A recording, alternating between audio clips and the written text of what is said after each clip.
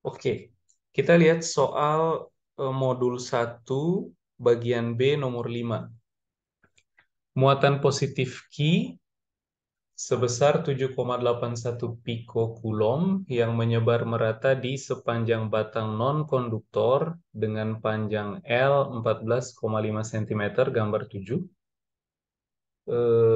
Kemudian ditanyakan berapakah besar dan arah relatif terhadap positif sumbu X medan listrik yang dihasilkan di titik P pada jarak R 6 cm dari batang. Oke. Eh, Paling gampang adik-adik buat dulu situasi soal ini. Misal ini ada eh, batang, kita kasih warna coklat. Ini ada batang. Nah, ini isolator sehingga muatan yang tersebar di apa namanya di benda ini tidak bisa bergerak bebas. Oke. Kemudian eh, kita beri sumbu untuk membantu kita, sumbu koordinat kartesius untuk membantu kita menganalisa. Misal kita gambarkan sumbu X ke arah sini sedemikian sehingga eh, apa namanya batang ini dia terbaring di sumbu X. Ini sumbu X.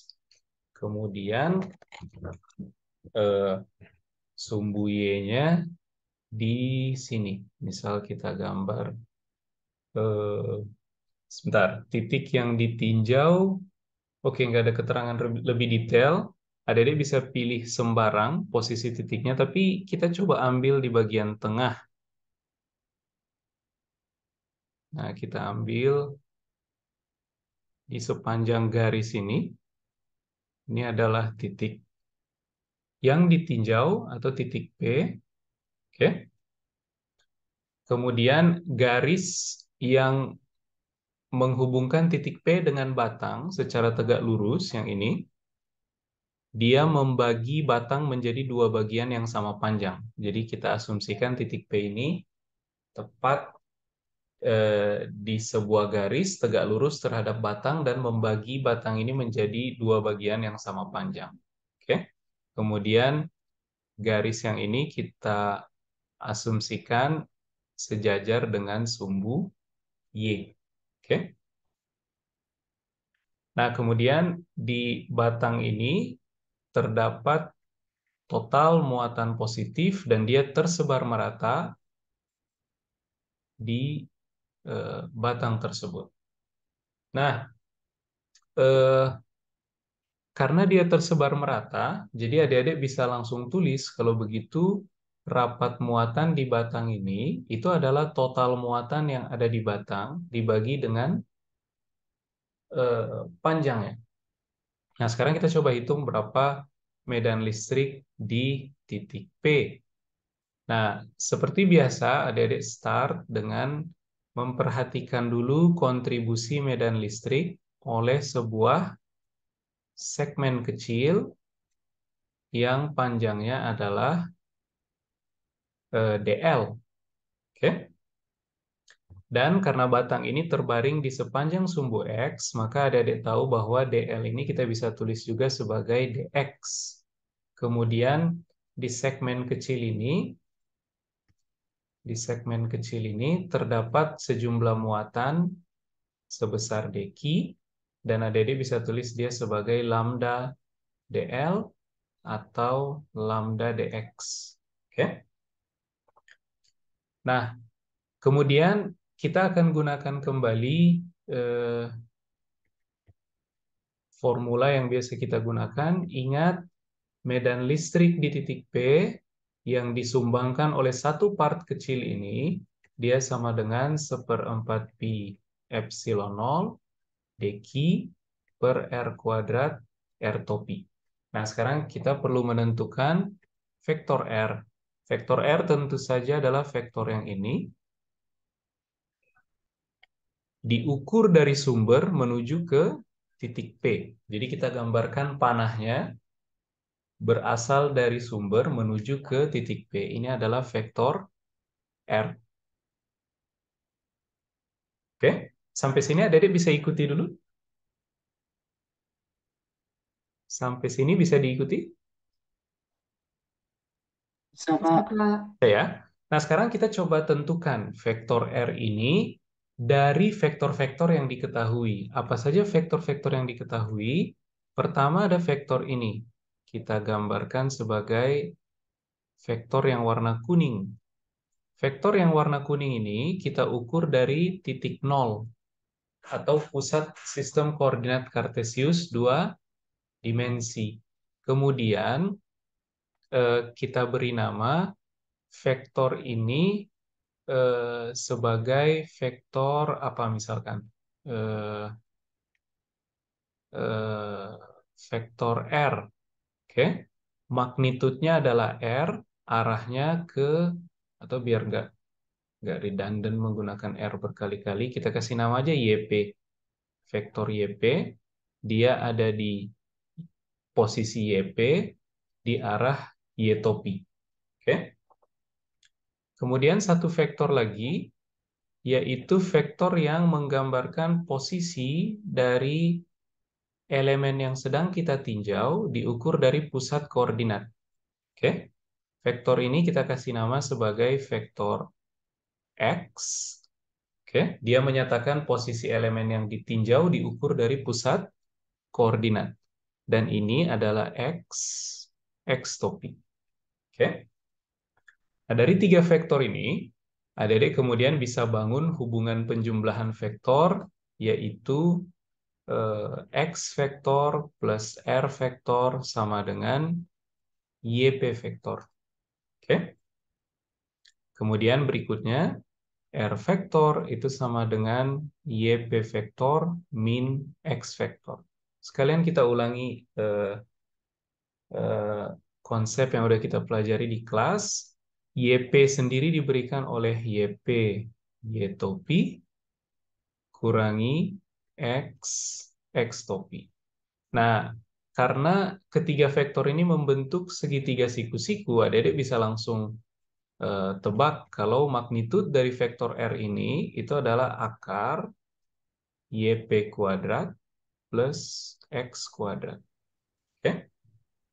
Sehingga dengan mudah adik-adik peroleh R topi kalau begitu diberikan oleh R vektor per magnitudnya, yaitu YP per R, Y topi min X per R, X topi. Oke? Nah, kita udah punya semua bahan yang kita butuhkan, sehingga dari sini kemudian kita bisa tulis kalau begitu eh, kontribusi medan listrik di titik P oleh satu segmen kecil ini diberikan oleh 1/4 pi epsilon 0. dq kita substitusi lambda dx per R kuadrat R topi. R topinya kita ganti dengan negatif X per R X topi plus YP per R Y topi. Oke. Nah, dengan demikian adik-adik peroleh dua suku untuk diintegralkan. Yang pertama, kita bisa tulis kalau begitu E di titik P sama dengan 1/4 pi epsilon 0 dalam kurung. Yang pertama adalah integral lambda dx, kemudian dikali negatif x per r, dan ini arahnya ke x topi. Saya perbaiki dikit penulisannya. Dx-nya kita taruh sini. Nah, ini ke arah x topi. Oke. Kemudian dikali 1/r kuadrat, sehingga jadi 1/r pangkat 3. Oke. X lambda dx per r pangkat 3 negatif x topi. Oke. Kemudian plus integral berikut adalah integral untuk suku yang kedua. Oke. Lambda dx per R pangkat 3 dikali YP, oke? Lambda dx, YP per R pangkat 3. Ini ke arah Y topi. Oke? Nah, sekarang, karena integralnya terhadap X, maka batas-batas integral ini mesti kita pilih supaya mencakup seluruh bagian batang. Nah, karena bagian batang ini kita atur supaya terbagi 2 sama panjang terhadap pusat koordinat kartesius, maka adik-adik bisa bilang bahwa ujung yang kanan itu berada di X sama dengan L per 2, kemudian ujung yang kiri itu berada di X sama dengan min L per 2. Sehingga batas integral ini mesti kita set dari X sama dengan min L per 2 sampai L per 2. Ini pun sama. Dari min L per 2 sampai L per 2. Oke? Nah, sekarang kita selesaikan dulu integral yang pertama, yaitu integral X dari min L per 2 sampai L per 2, X lambda per R pangkat 3 dx. Oke? Sama dengan, nah jadi lihat, lambda adalah bilangan yang konstan karena dia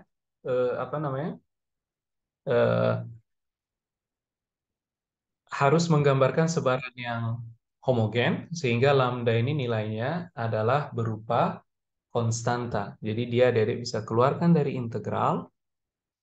Oke. Kemudian X tentu tidak bisa kita keluarkan.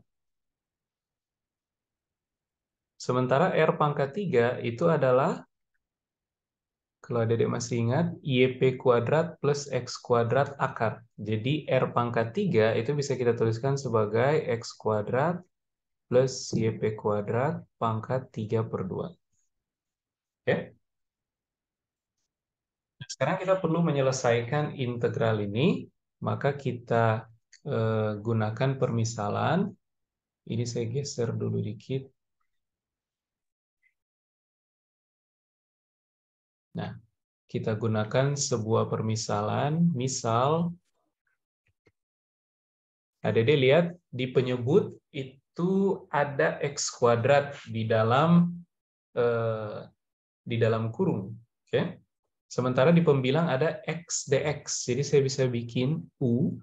Kita definisikan variabel U yang dia sama dengan X kuadrat, sehingga DU itu sama dengan 2X dx. Oke. Dengan demikian, atau kita bikin kayak begini. Bukan U, tapi kita buat U sama dengan X kuadrat plus YP kuadrat. Oke. Sehingga DU itu sama dengan 2X dx. YP itu adalah bilangan konstan karena dia menggambarkan posisi dari titik P, dan itu kita yang tetapkan, sehingga nilainya konstan.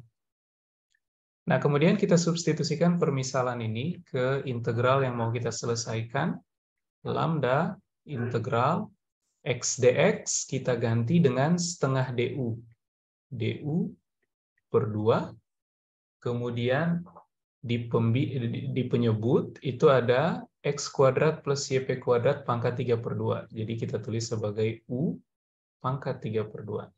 Oke? Atau saya bisa tulis gini aja. Ini integral U pangkat min 3 per 2 DU. Nah, sekarang U dari mana ke mana? Kalau adik-adik lihat definisi U yang kita buat, untuk X sama dengan min L per 2, U akan sama dengan L kuadrat per 4 plus YP kuadrat. Kemudian bila X sama dengan positif L per 2, U juga akan sama dengan L kuadrat per 4 plus YP kuadrat. Sehingga integral kita itu batas bawah dan batas atasnya sama. L kuadrat per 4 plus YP kuadrat hingga L kuadrat per 4 plus YP kuadrat. Dan adik-adik tahu, integral ini hasilnya 0. Oke? Karena batas bawah dan batas integralnya sama. Jadi tidak tidak mencakup luasan tertentu. Sehingga integral ini 0. Jadi suku yang pertama di perhitungan medan listrik kita itu bisa adik-adik discard dengan argumen hasil integral ini adalah 0. Oke? Nah, sekarang tinggal suku yang kedua. Suku yang kedua adalah suku yang ini. Nah, kita coba selesaikan integralnya.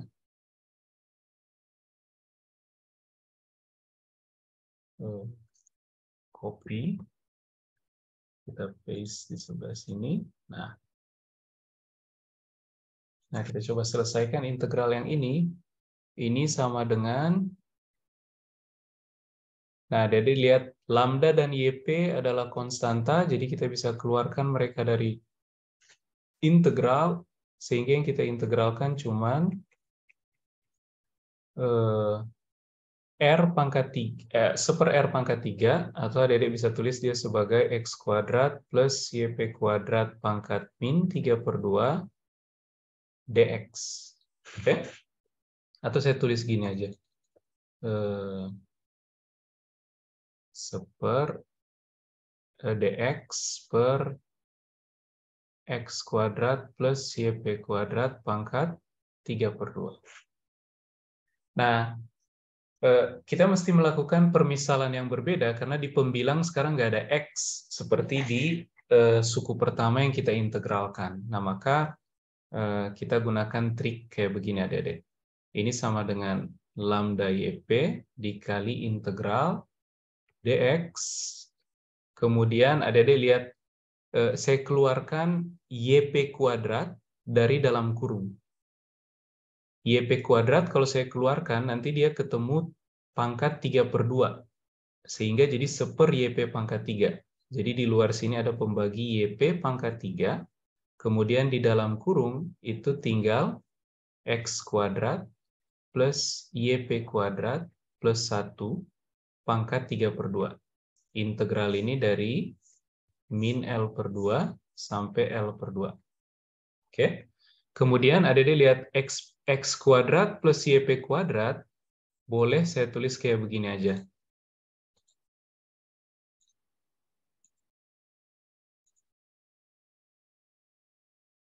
Saya tulis seperti ini saja. Misal,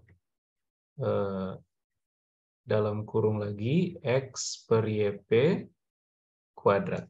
Oke. Kemudian adik-adik misalkan, misal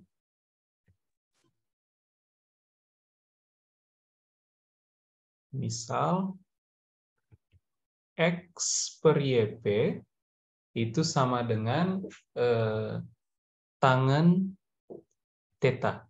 Oke? Sehingga adik-adik bisa tulis kalau begitu dx itu sama dengan YP turunan dari tangen theta terhadap theta adalah secant kuadrat theta, kemudian ini dikali d theta. Oke? Jadi dx adik-adik bisa tulis sebagai YP secant kuadrat theta d theta.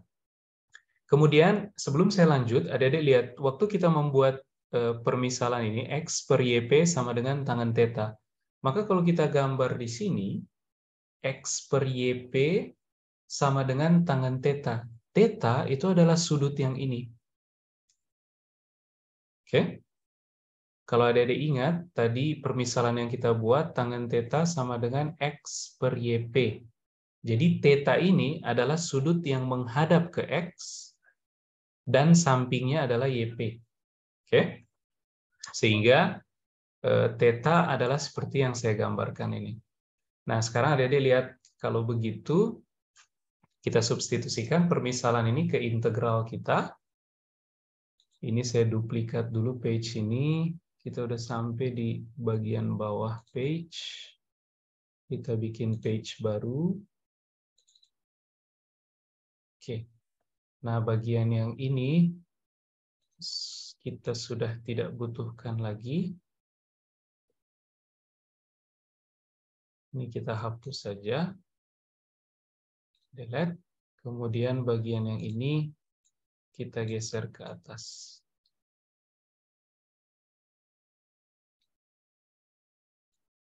Nah. Oke. Nah, Dedek lihat ini. Apa namanya? Kita substitusikan ke integral yang mau kita selesaikan sehingga kita peroleh integral X dari min L per 2 sampai L per 2 YP lambda per R pangkat 3 dx itu sama dengan lambda YP per YP pangkat 3 integral dx kita ganti dengan YP sekant kuadrat theta d theta dibagi X per YP kuadrat plus 1. Itu adalah tangen kuadrat plus 1. Tangen kuadrat plus 1 adalah sekant kuadrat. Nah, sekant kuadrat pangkat 3 per 2. Jadi tinggal sekant pangkat 3 theta. Oke. Nah, theta dari mana ke mana? Nanti kita tentukan belakangan. Kita tulis saja dulu ini dari theta 1 sampai theta 2. Nanti setelah ini kita tentukan. Nah, adik-adik lihat, ini bisa kita sederhanakan menjadi, di pembilang adik-adik lihat ada YP kuadrat, YP kali YP, di penyebut ada YP pangkat 3. Jadi saya bisa tulis ini sebagai lambda per YP. Kemudian di dalam integral, itu kita punya sekant kuadrat bagi sekant pangkat 3. Jadi sepersekan. Sepersekan itu adalah cos theta. Karena sekant sendiri adalah sepercos, jadi sepersekan adalah seper cos. Jadi sama dengan cos theta. Nah, integral ini jadi mudah, Dedek. Cuman lambda per YP, integral cos theta d theta, dan Dedek udah tahu ini adalah sin theta. Kemudian input batas-batas, maka Dedek dapat sin theta 2 kurangi sin theta 1. Oke. Nah, kemudian Dedek lihat ini. Dari gambar ini, atau saya gambarkan ulang di bawah sini, atau kita lihat sini aja. Kalau ada lihat gambar ini, theta 1 itu yang mana? Ingat, theta 1, batas bawah dari integral terhadap theta ini, dia berkorelasi dengan X sama dengan min L per 2. X sama dengan min L per 2 itu adalah ujung kiri dari batang bermuatan ini. Oke? Sehingga adik-adik bisa gambar kalau begitu, theta 1 itu adalah sudut yang kita gambar pakai warna hijau.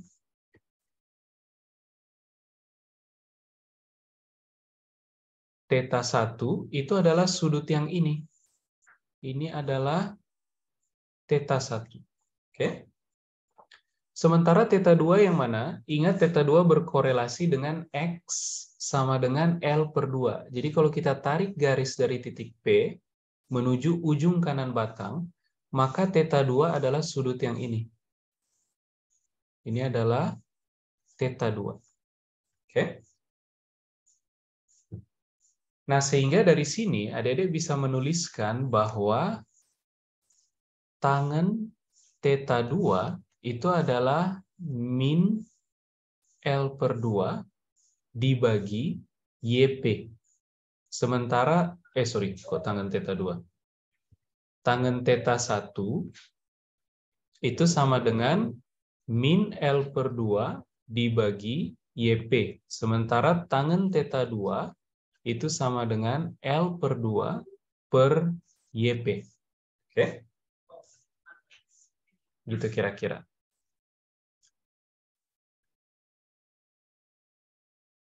Nah, dengan demikian, kita perhatikan dua hubungan ini.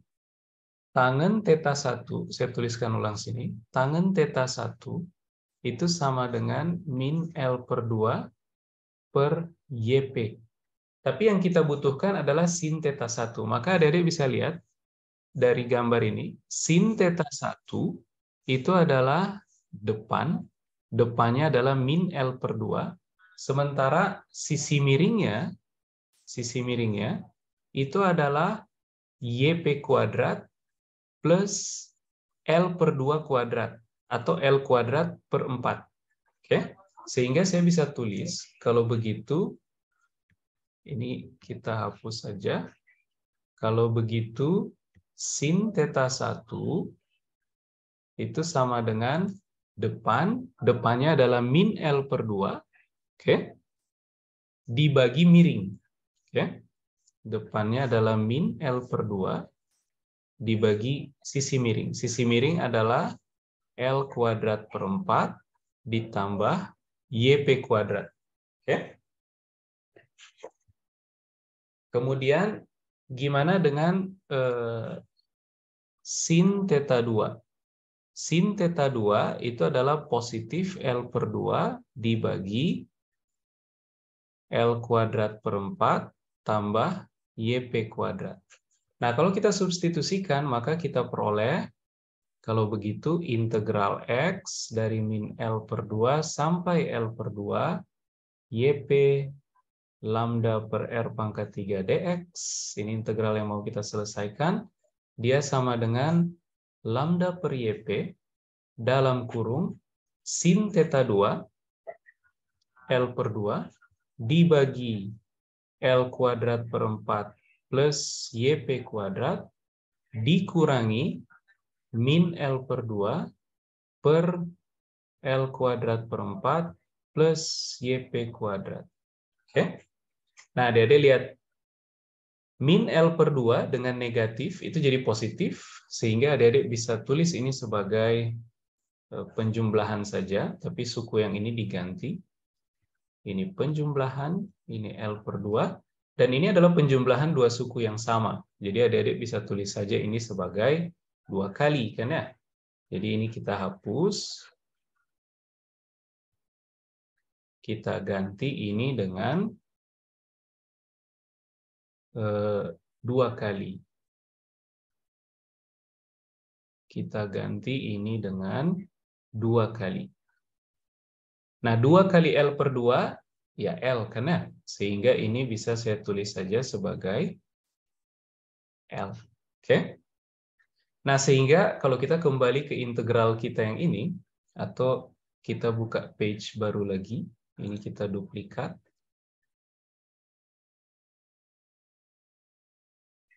Duplikat. Biar nanti pas adik-adik baca, adik-adik bisa runut ulang coret-coretan ini. Nah, suku yang ini, suku yang kedua, integral ini, sekarang bisa kita ganti dengan, apa tadi? Lambda YP. Ini kita copy.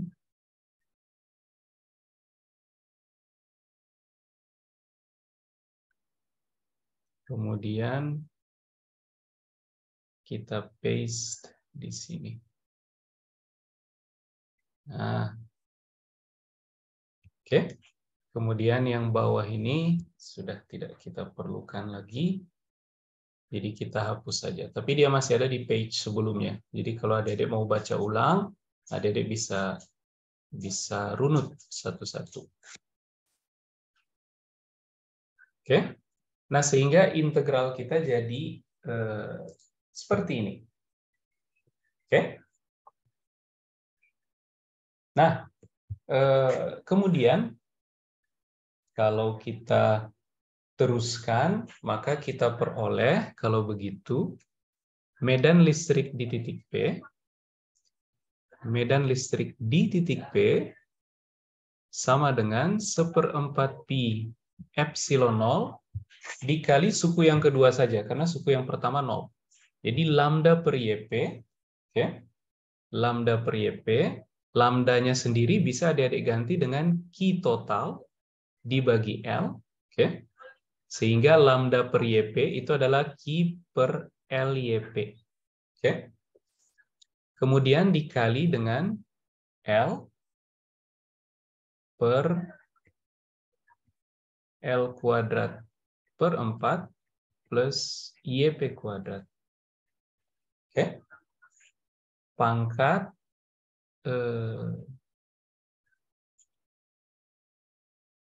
sebentar. Sepertinya ada yang saya lupa tulis, adik-adik. Kalau kita lihat yang sebelumnya, oke, panjang sisi miring yang ini mestinya ada akar, adik-adik. Jadi ini pangkat setengah, sehingga ini juga pangkat setengah. Oke? Karena panjang dari sisi miring yang ini dengan yang ini. Kalau pakai Pitagoras, mestinya ada akar sini, kan ya? Nah, kita perbaiki. Kalau nggak ada akar, dimensinya jadi tidak cocok soalnya. Jadi ini ada akar, pangkat setengah, pangkat setengah. Oke? Nah, kemudian L per L, adik-adik boleh coret. Oke? L per L, adik-adik boleh coret. Sehingga adik-adik peroleh medan listrik kita, magnitudenya segini, arahnya ke positif Y topi. Jadi cuman arah Y topi saja yang ada, yaitu suku kedua di integral yang kita selesaikan. Nah, berikutnya adik-adik tinggal substitusikan besaran-besaran yang diketahui. Oke, kita udah, nah ini formula terakhir. Dari sini adik-adik tinggal substitusi formula yang besaran-besaran yang diketahui. Misalkan pi adik-adik substitusikan nilainya 3,14 sekian, epsilon 0 substitusikan, dia tetapan permitivitas untuk ruang vakum, Q diketahui 7,81 picocoulomb, jangan lupa disalin dulu ke coulomb. Kemudian L diketahui 14,5 kali 10 pangkat min 2 meter. Kemudian YP diketahui. YP kalau di soal itu adalah R kapital ini, yaitu 6 kali 10 pangkat min 2 meter. Sehingga dengan mensubstitusikan data-data tersebut, adik-adik akan dapat medan listrik. Dan jangan lupa, medan listrik ini satuannya adalah Newton per Coulomb. Jadi adik-adik akan dapat sebuah bilangan, dengan satuan Newton per Coulomb dan arahnya ke positif Y topi. Nah, itu untuk nomor 5 bagian pertanyaan. Ada pertanyaan dulu sampai sini, adik-adik? Ada pertanyaan sampai sini? Bisa diikuti kah?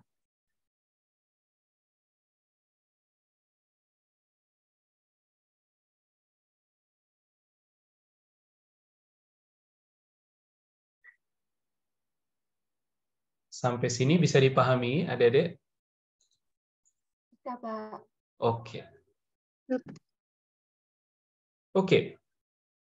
Nah, berikutnya kita coba lihat nomor 6. Kita bikin page baru. Kita lihat nomor 6. Saya coba kopikan soalnya.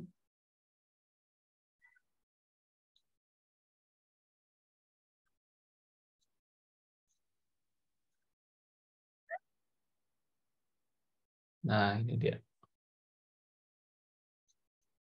Ini adalah bagian B nomor 6. Gambar 8 menunjukkan dua cincin konsentris dengan jari-jari R dan R aksen. R aksen ini 3 kali R. Oke. Jadi kalau adik-adik gambar, mereka konsentris berarti sumbu utama mereka segaris. Oke. Berarti kemudian mereka terletak pada bidang yang sama. Jadi kalau saya gambar sistem koordinat kartesius 3 dimensi misalkan, ini X, ini Y, ini Z, maka salah satu cincin itu kita gambar kayak beginilah. Salah satu cincin begini misalkan. Oh,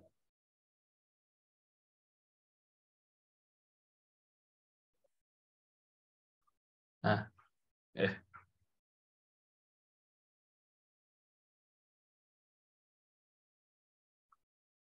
Nah, ini cincin yang pertama berjari-jari R dan dia terbaring di bidang XY. Kemudian di bidang yang sama tapi memiliki sumbu yang segaris, ada cincin lain yang jari-jarinya lebih besar. Kita gambar pakai warna kuning. Nah, ini cincin yang kedua.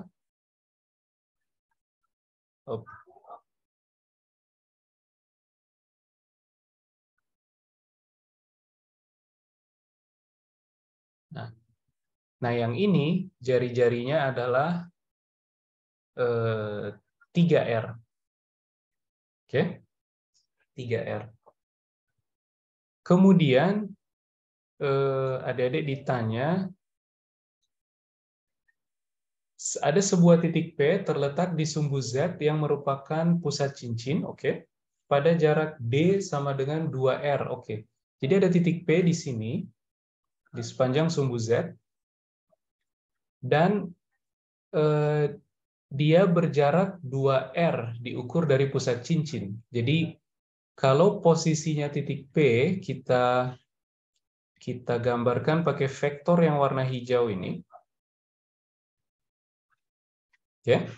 Nah, maka posisi dari titik P atau kita kasih nama vektor RP itu sama dengan D atau 2R. Kita tulis saja langsung 2R.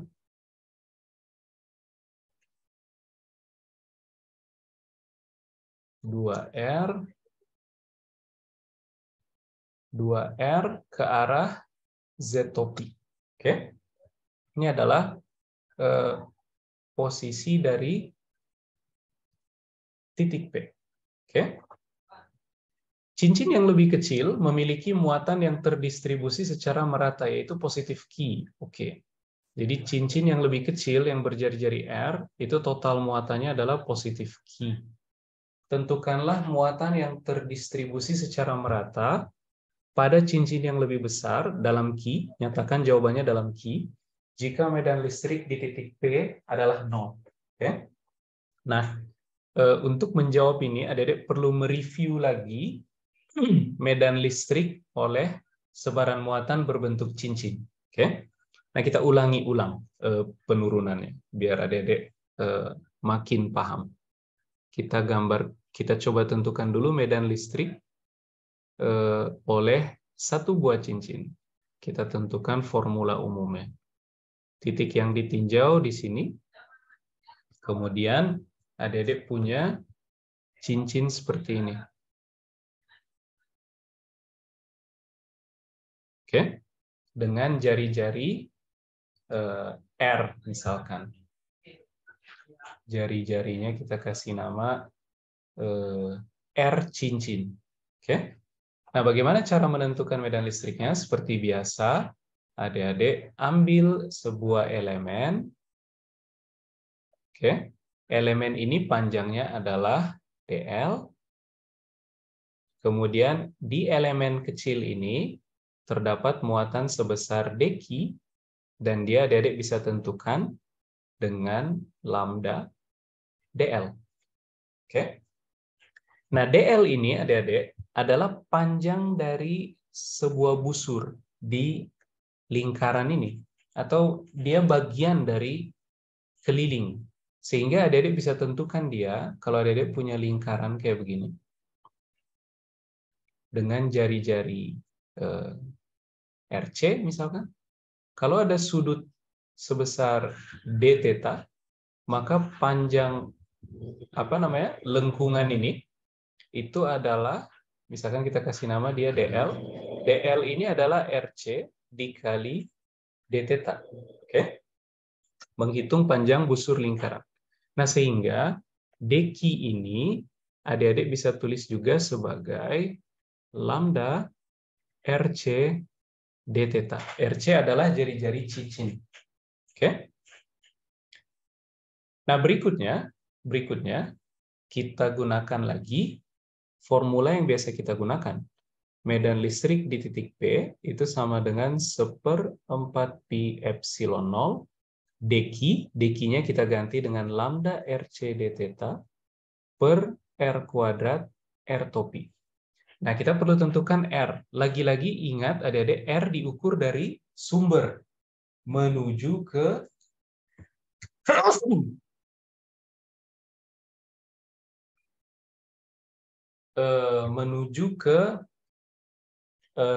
titik yang ditinjau, yaitu titik P. Oke, sehingga saya tuliskan, kita gambarkan seperti ini. Nah, ini adalah vektor R. Oke. Kemudian kita akan terjemahkan vektor R ini menjadi vektor-vektor yang diketahui. Pertama, kita punya informasi soal posisi titik P, yaitu vektor yang hijau ini. Vektor ini diberikan oleh RP sama dengan 2R Z topi. Oke. Kemudian, atau saya tulis dulu secara umum kayak begini. RP sama dengan magnitudenya RP Z topi. Oke. Nanti kita tinggal ganti RP dengan 2R. Kemudian vektor yang kita ketahui juga adalah vektor yang ini. Posisi dari elemen yang ditinjau diukur dari pusat koordinat. Nah, yang ini. Ini kita kasih nama sebagai vektor RC. Magnitudenya adalah jari-jari cincin. Oke. Ke arah RC topi. RC topi ini arah radial, adik-adik. Menjauh dari pusat lingkaran. Oke. Nah, sehingga dari sini adik-adik bisa bikin hubungan vektor RC vektor ditambah R vektor itu sama dengan RP vektor. Sehingga R vektor itu sama dengan RP vektor kurangi RC vektor. Oke?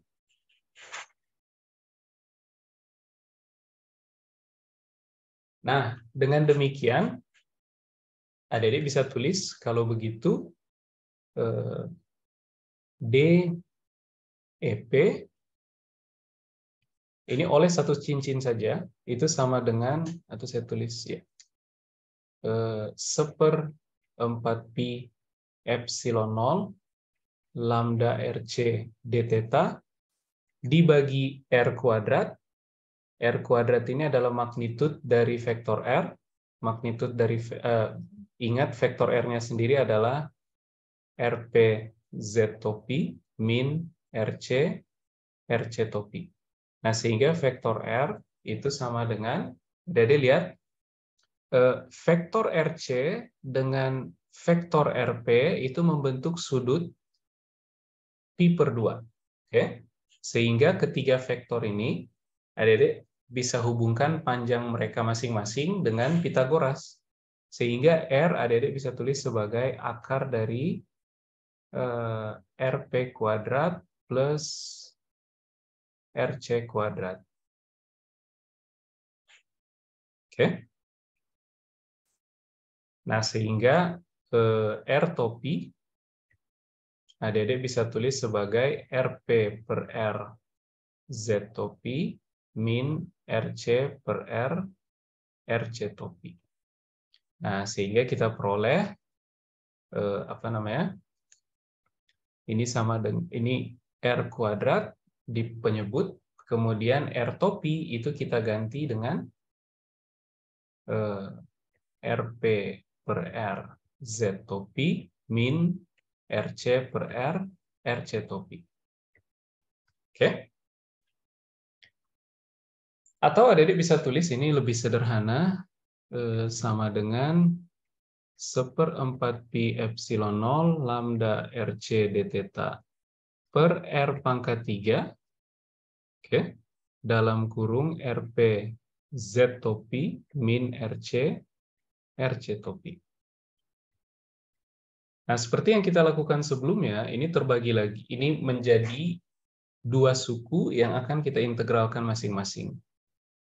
Sehingga EP total, ini untuk satu cincin dulu saja, sama dengan 1/4 pi epsilon 0 lambda RC.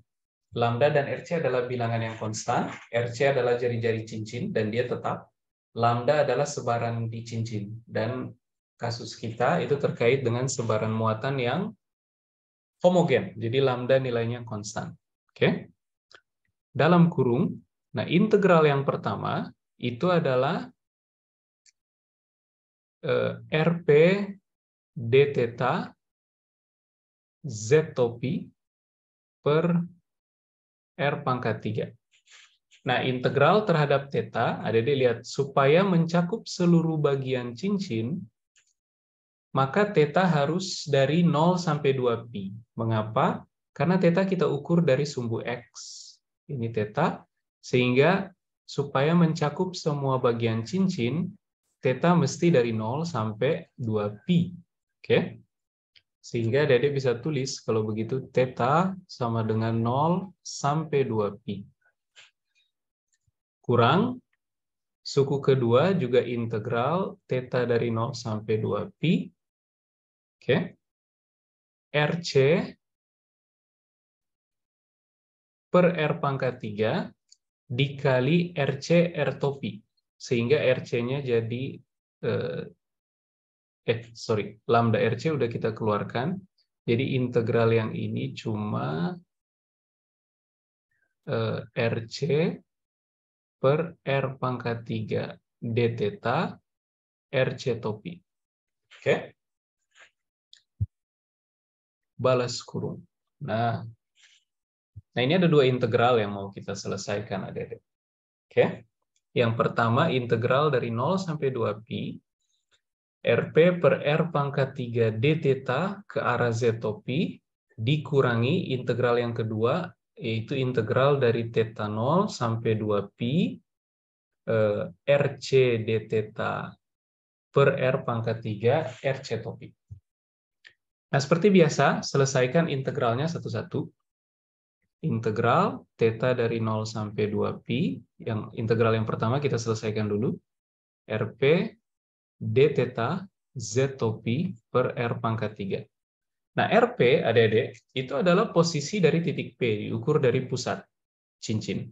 Nah, ini titik yang kita tetapkan di awal, titik yang jadi interest kita. Kita mau evaluasi medan listrik di situ. Jadi, kita pilih nilainya, sehingga RP ini berupa sebuah bilangan, dan adik-adik bisa keluarkan dari integral, karena dia bukan fungsi dari theta.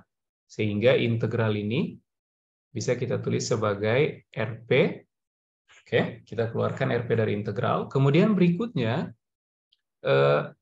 Z topi, adik-adik, itu adalah vektor unit, vektor satuan yang menyatakan arah Z. Dia juga tidak bergantung theta. Sehingga adik-adik bisa keluarkan juga dia dari integral. Oke.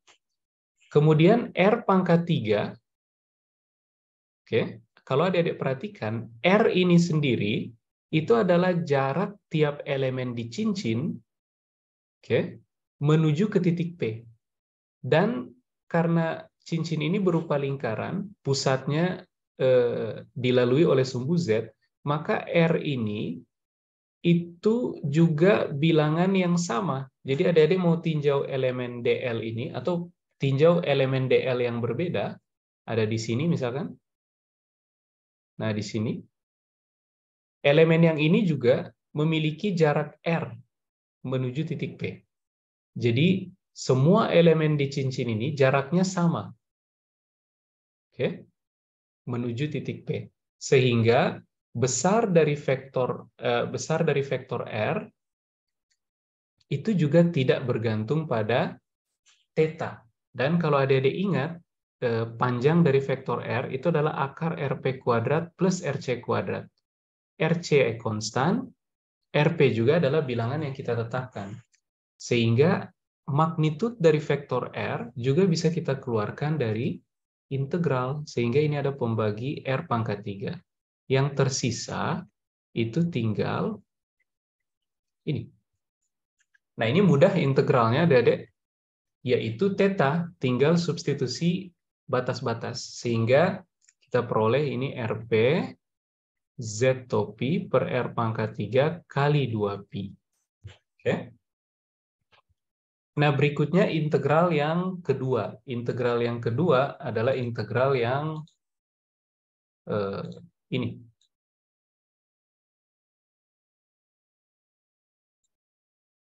Copy, kita paste di sebelah sini. Nah, kita coba selesaikan integral yang ini sekarang. Nah, RC itu adalah bilangan konstan, jari-jarinya cincin, dia tidak bergantung theta, maka RC adik-adik boleh keluarkan.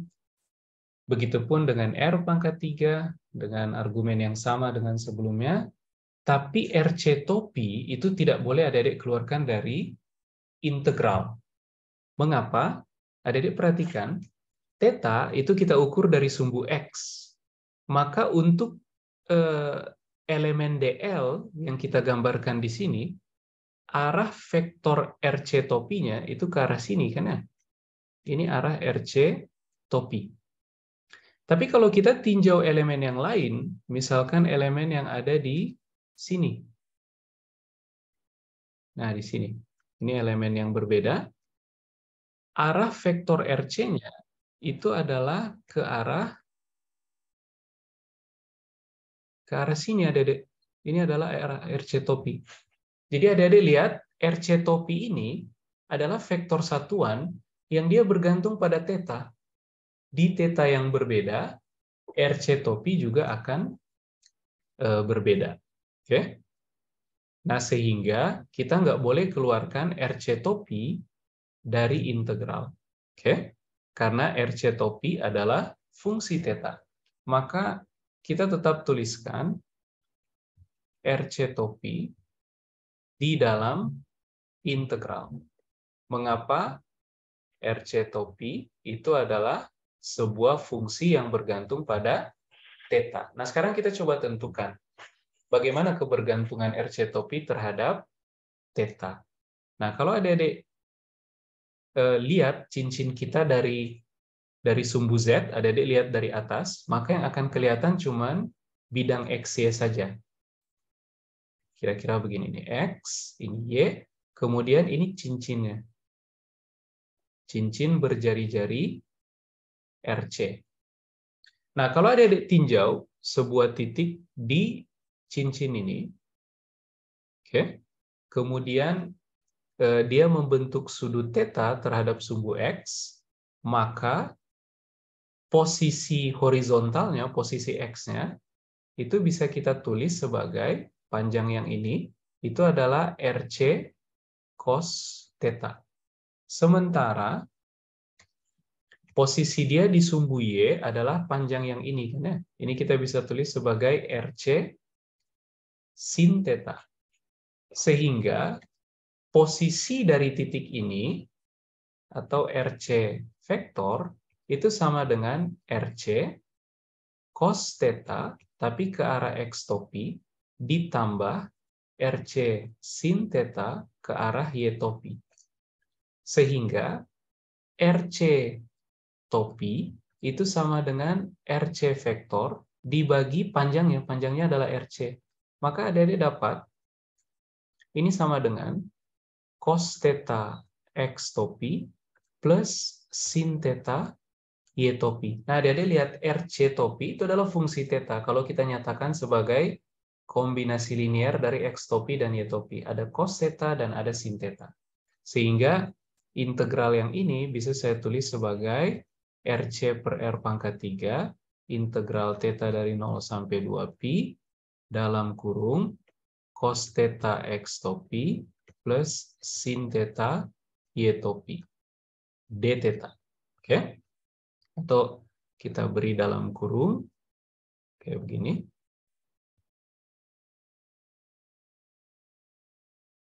Nah, oke. Jadi integral RC topi D theta itu pecah lagi menjadi dua suku. Oke, yaitu integral cos theta dan integral sin theta terhadap theta. Nah, cos theta maupun sin theta, kalau adik-adik integralkan terhadap theta dari 0 sampai 2pi, itu hasilnya akan 0. Oke? Saya tulis di sebelah sini. Ingat, integral cos theta d theta dari 0 sampai 2pi itu sama dengan 0. Begitupun dengan integral 0 sampai 2pi sin theta d theta juga sama dengan 0. Sehingga hasil integral ini 0. Ini adik-adik bisa tunjukkan sendiri. Oke? Integral cos theta d theta dari 0 sampai 2pi sama dengan 0. Nah, dengan demikian, kalau begitu, suku yang kedua ini bisa langsung kita coret, kan ya? Karena integral ini bernilai 0. Jadi hanya suku yang pertama saja. Oke? Nah, dari sini kita peroleh, kita duplikat.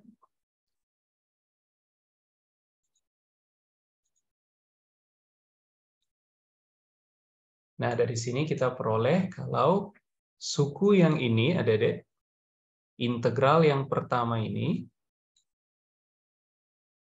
kita bisa substitusikan dengan hasil yang sudah kita peroleh, yaitu yang ini. Oke, copy. Nah, sudah. Pak, izin bertanya, playlist Zoom tutorial adanya di mana ya, Pak? Terima kasih. Oh, ada di ini, di channel YouTube saya. Adik-adik nanti cari playlist tutorial Fisika Dasar 2A. Ada di situ. Nanti saya upload di situ yang ini juga. Oke? Nah, oke. Sehingga integral kita menjadi seperti ini. Untuk perhitungan medan listrik, bagian yang bawah ini saya hapus saja. Ini udah ada di halaman sebelumnya, supaya kita ada space untuk melanjutkan pekerjaan kita. Ini delete. Ini juga delete. Nah, suku yang kedua nggak perlu kita tuliskan lagi, kan ya? Jadi ini boleh kita hapus.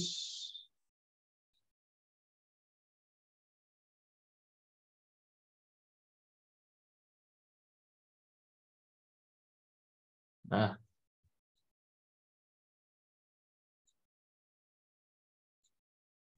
oke. Nah, sehingga ekspresi medan listrik kita hanya tinggal ini saja, dan cukup sederhana sebenarnya kalau kita perhatikan. Nah, ini adik-adik bisa tulis lagi sebagai 1/4 pi epsilon 0. Kemudian adik-adik lihat lambda, karena dia adalah bilangan yang konstan, maka kita bisa ganti dia menjadi Q dibagi total panjang tempat muatannya tersebar secara merata. Nah, karena tersebarnya di sebuah cincin, maka panjang totalnya adalah keliling, atau 2pi RC. Oke?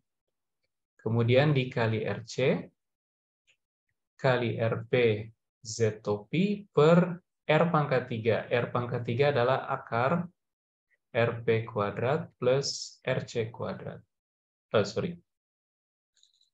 Itu baru R saja. Kalau R pangkat 3 berarti RP kuadrat plus RC kuadrat pangkat 3/2. Kemudian dikali dengan 2pi. Nah, adik-adik bisa sederhanakan lagi RC dengan RC coret, 2pi dengan 2pi coret. Oke? Sehingga adik-adik peroleh medan listrik di titik P akibat satu cincin saja itu adalah 1/4 pi epsilon 0. Oke? Kemudian Q RP dibagi dengan RP kuadrat, oke, plus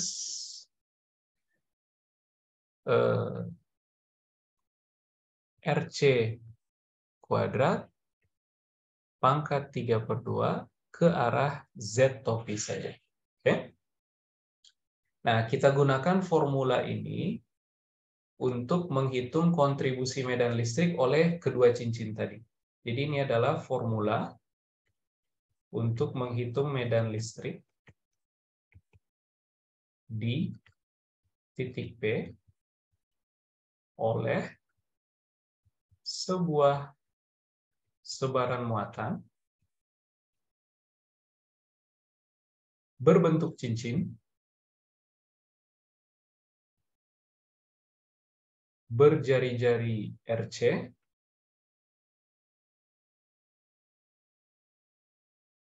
oke. Kemudian dengan catatan, kita kasih dalam kurung catatan, titik P terletak di sepanjang sumbu utama yang menembus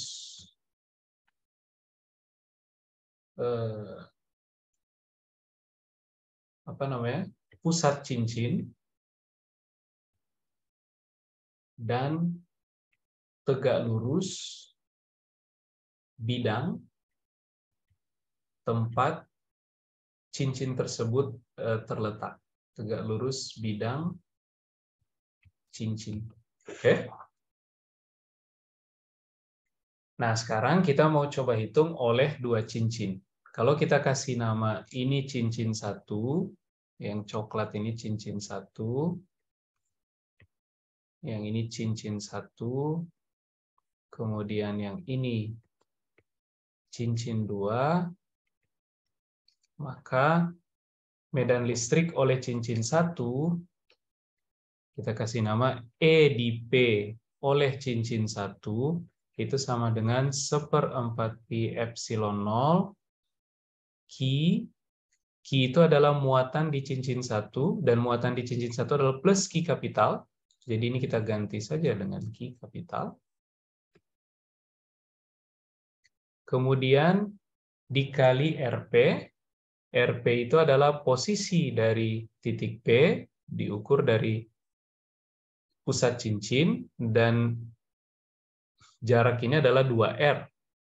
Sehingga kita ganti ini dengan 2R.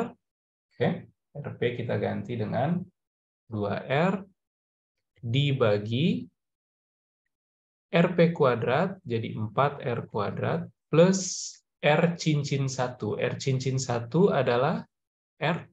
Jadi ini kita ganti dengan R kuadrat pangkat 3/2 Z topik. Oke. Kemudian medan listrik oleh titik 2, oleh cincin 2, medan listrik di titik P oleh cincin 2 itu sama dengan 1/4 pi epsilon 0. Tapi Q-nya kita belum tahu, adik-adik. Oke. Q-nya belum kita ketahui. Jadi kita umpamakan saja Q2, Q di cincin 2. Dikali dengan RP. RP adalah posisi titik yang ditinjau diukur dari pusat cincin 2. Nah, sama-sama 2R. Jadi saya bisa ganti ini dengan 2R juga dibagi RP kuadrat 4R kuadrat plus jari-jari cincin kedua. Jari-jari cincin kedua adalah 3 kali R. Jadi ini adalah 9R kuadrat. Pangkat 3/2. Z topik. Oke. Sampai situ bisa dipahami, adik-adik?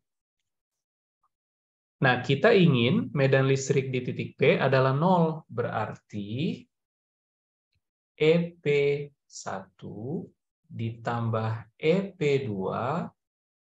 Oke. Ini adalah medan listrik total di titik P. Ini mesti sama dengan 0. Oke. Jadi kalau kita uraikan, ini sama dengan 1/4 pi epsilon 0 kali 2R. Oke. Dalam kurung Q per 4R kuadrat. Atau 4R kuadrat plus R kuadrat, langsung aja kita tulis 5R kuadrat. 5R kuadrat pangkat 3/2. Jadi 5 pangkat 3/2 R kuadrat pangkat 3/2 atau R pangkat 3. Oke. Kemudian ditambah Q2 dibagi 4 tambah 9, 13. Jadi 13 pangkat 3/2 R pangkat 3. Z topi. Dan ini mesti sama dengan 0. Oke. Dengan demikian, adik-adik bisa tuliskan kalau begitu suku yang ini mesti sama dengan 0 supaya medan listrik di titik P memang sama dengan 0. Oke. Nah, kita lanjut di halaman baru.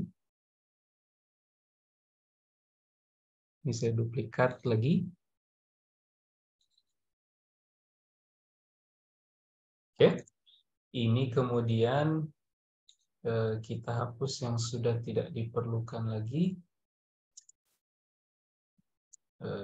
Ini tidak diperlukan lagi. Kita hapus saja. Delete. Kemudian ini juga tidak diperlukan lagi.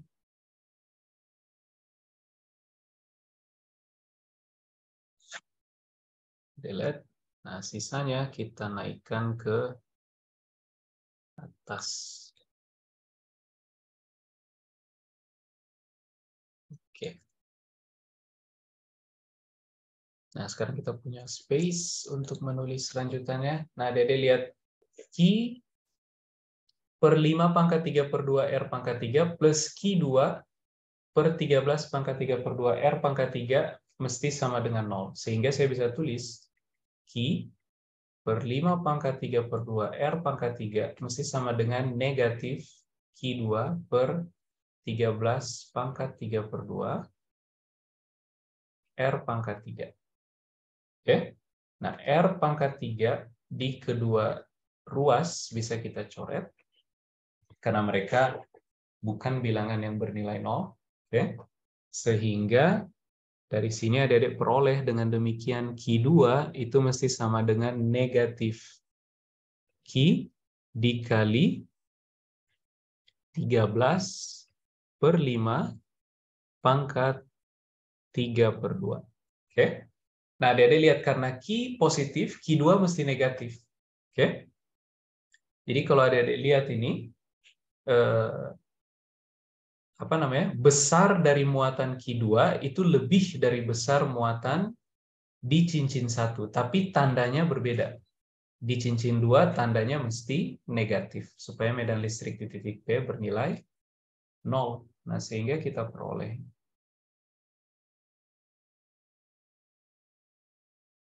Oke, sampai sini ada pertanyaan, adik-adik? Sampai sini, apakah ada pertanyaan? Bisa dipahami, adik-adik?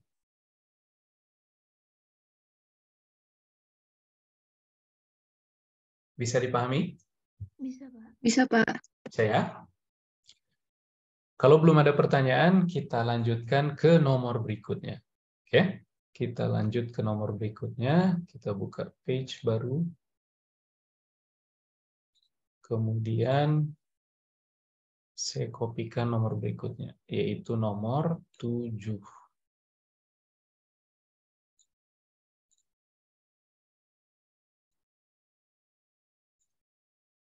Nah, ini nomor B7.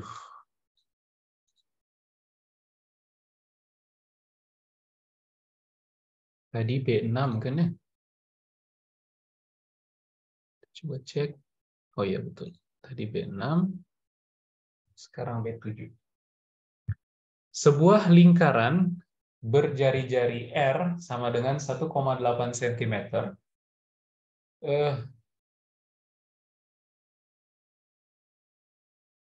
dibuang di tengah-tengah permukaan datar non-konduktor yang memiliki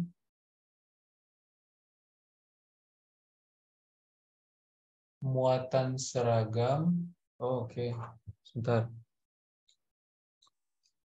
Mungkin ini maksudnya sebuah lubang lingkaran berjari-jari R dibuat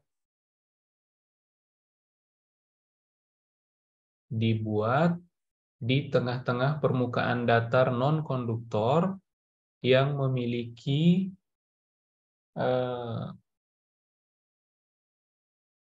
muatan seragam. Oke.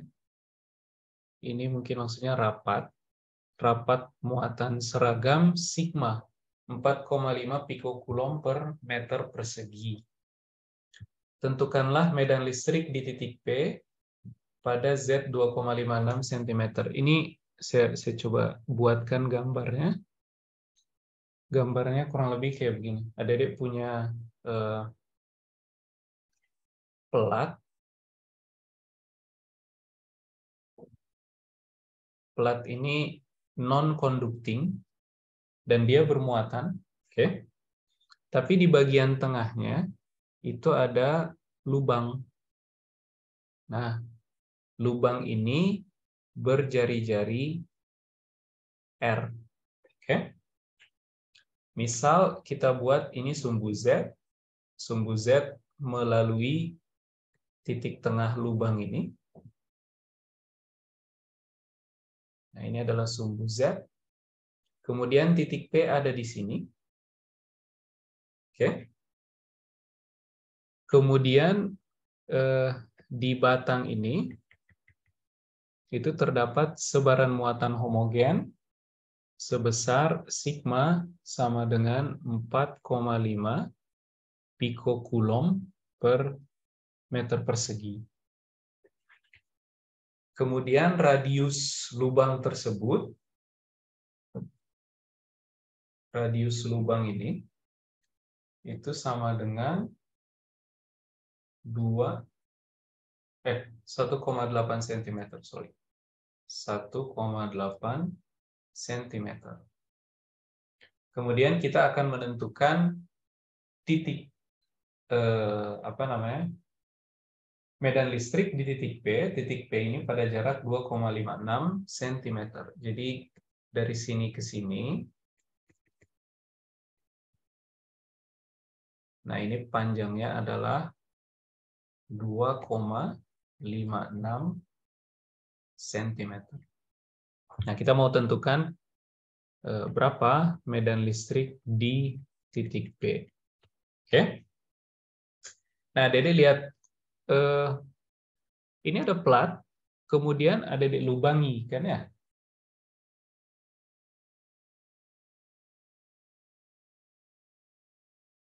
Maka adik-adik bisa pandang kayak begini.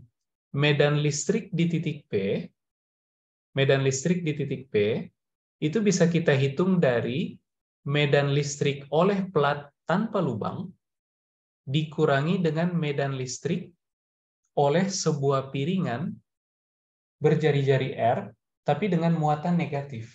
Adik-adik paham maksud saya? Adik-adik bisa pahami? Jadi medan listrik di titik P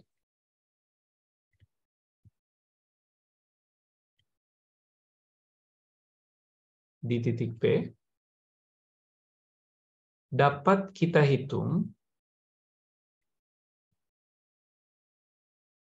dari medan listrik di titik P oleh pelat dengan rapat muatan sigma,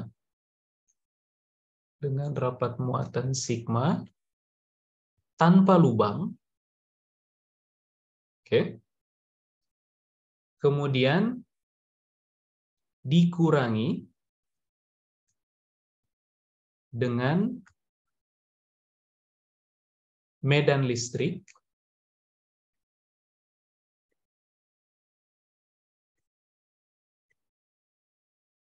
oleh piringan berjari-jari R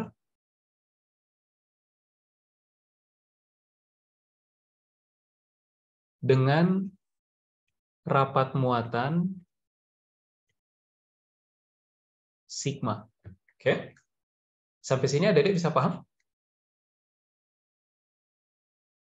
Sampai sini bisa dipahami dulu, adik-adik? Bisa, Pak. Saya? Jadi, medan listrik di titik P oleh pelat yang punya lubang berjari-jari R, adik-adik bisa pandang sebagai medan listrik oleh pelat tanpa lubang dikurangi dengan medan listrik oleh piringan berjari-jari R. Oke? Asal rapat muatannya sama-sama sigma. Oke? Atau adik-adik bisa ganti kalimatnya kayak begini. Medan listrik di titik P oleh pelat dengan lubang ini bisa kita hitung dari penjumlahan medan listrik oleh pelat tanpa lubang dengan medan listrik oleh piringan berjari-jari R, tapi muatan di piringan berjari-jari R itu mesti negatif kalau sigma ini positif. Oke? Gitu kira-kira.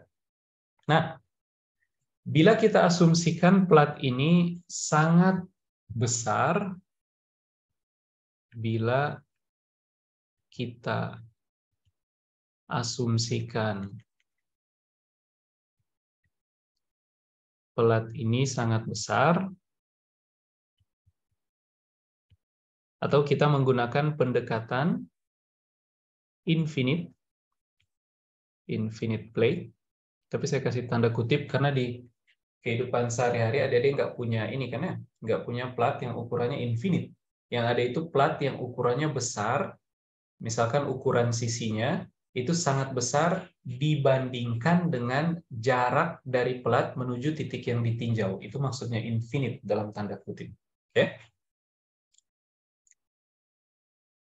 Bila kita asumsikan plat ini sangat besar, maka medan listrik yang dihasilkan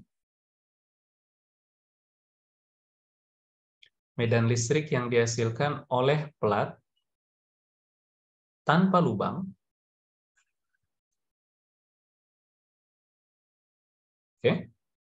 di titik P itu sama dengan, masih ingat adik-adik, sigma per 2 epsilon 0 ke arah Z topi. Oke? Adik-adik bisa paham sampai sini? Nanti cek lagi di catatan kuliah. Ini pernah dibahas, kemudian di catatan kuliah ada ini. Kemudian apa namanya? Medan listrik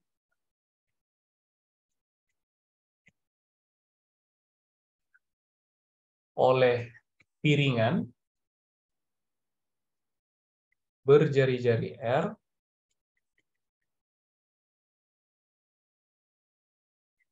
itu, ini pernah kita turunkan adik-adik waktu tutorial pertama. Waktu itu saya demonstrasikan ke adik-adik menghitung medan listrik oleh piringan di titik P yang berjarak tertentu dari pusat piringan, maka piringannya bisa kita bayangkan sebagai kumpulan cincin-cincin.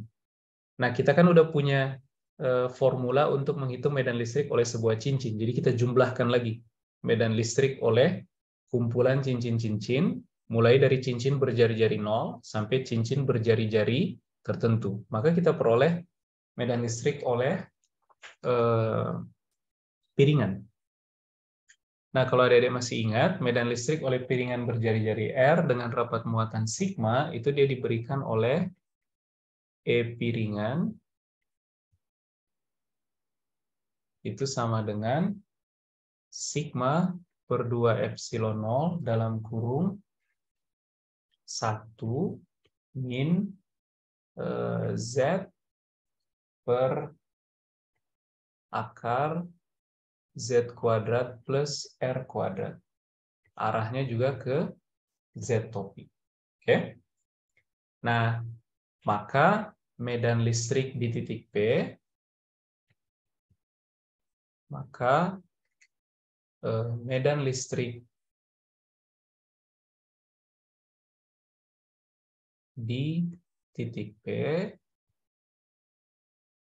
oleh pelat infinite, kita kasih tanda kutip, karena arti infinite ini maksudnya adalah ukuran panjang sisi-sisi dari pelat ini jauh lebih besar dari jarak antara pelat dengan titik yang ditinjau. Oke? Oleh pelat infinite dengan lubang berjari-jari R, seperti yang diberikan di gambar, dia diberikan oleh E sama dengan E pelat tanpa lubang dikurangi E piringan. Oke? Sehingga adik-adik peroleh ini sama dengan sigma per 2 epsilon 0 Z topi kurangi E piringan tuh. E piringan berarti kalau kita kurangi dia sama dengan sigma per 2 epsilon 0 plus sigma per 2 epsilon 0 Z per akar Z kuadrat plus R kuadrat. Ini ke arah Z topi, ini ke arah Z topi. Nah, dua suku yang ini adik-adik boleh coret kan ya? Karena sama. Sehingga yang tersisa tinggal E sama dengan sigma Z per 2 epsilon 0 akar Z kuadrat plus R kuadrat ini ke arah Z topi. Oke? Nah, ini dia. Sisanya adik-adik tinggal substitusikan data-data yang diketahui. Misal sigma 4,5 pikokulom per meter persegi, jangan lupa salin dulu ke kulom per meter persegi. Kemudian R adik-adik salin ke meter, jadi 1,8 kali 10 pangkat min 2 meter. Terus jarak dari titik tengah lubang ke titik P juga dalam meter, yaitu 2,56 kali 10 pangkat min 2 meter. Substitusikan semua data-data tersebut ke formula ini, termasuk tetapan epsilon 0, yaitu permitivitas vakum. Substitusikan ke sini, adik-adik peroleh medan listrik. Lagi-lagi ingat adik-adik, ini hasilnya akan dalam Newton per Coulomb. Arahnya ke arah Z topi. Oke? Sampai situ bisa dipahami, adik-adik? Sampai sini bisa dipahami kah?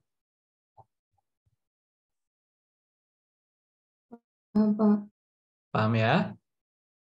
Oh, ini ada pertanyaan di kolom chat. Maaf Pak, izin bertanya, dua suku yang dikurangkan sebelum formula akhir itu asalnya dari mana ya? Oh, oke.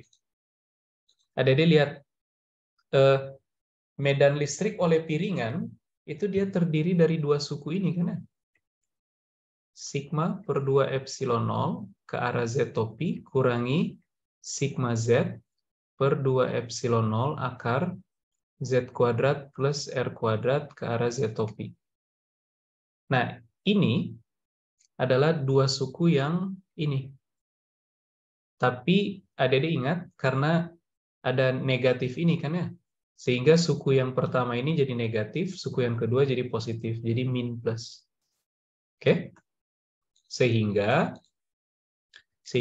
ketemu sigma per 2 epsilon 0 Z topi, yaitu medan listrik plat tanpa lubang, dikurangi dengan bagian sigma per 2 epsilon 0 Z topi dari si medan listrik oleh piringan. Bisa dipahami sampai situ? Bisa dipahami? Siapa yang nanya barusan? Oke. Oke, bisa Pak. Oke. Ada pertanyaan lagi? Adik-adik? Ada pertanyaan lagi kah?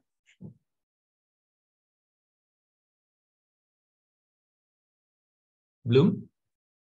Kalau belum, nanti adik-adik coba ulangi lagi nomor 8, 9, 10. Nanti saya coba buatkan video juga. Nanti saya upload lanjutan dari pembahasan kita. Nanti adik-adik coba ulang-ulang supaya nanti pas ujian adik-adik lebih siap. Oke? Nah, mungkin itu untuk hari ini. Adik-adik ada pertanyaan atau ada yang mau disampaikan, didiskusikan? Nanti di kelas juga adik-adik boleh nanya, nggak masalah. Tugas 2-nya jangan lupa ya, adik-adik. Nggak ada yang mau disampaikan? Sampai sini. Kalau enggak, kita cukupkan. Terima kasih atas perhatiannya. Sampai jumpa di pertemuan berikutnya di kelas. Assalamualaikum warahmatullahi wabarakatuh. Selamat pagi, selamat melanjutkan ke kegiatan berikutnya. Saya end meetingnya ya, adik-adik.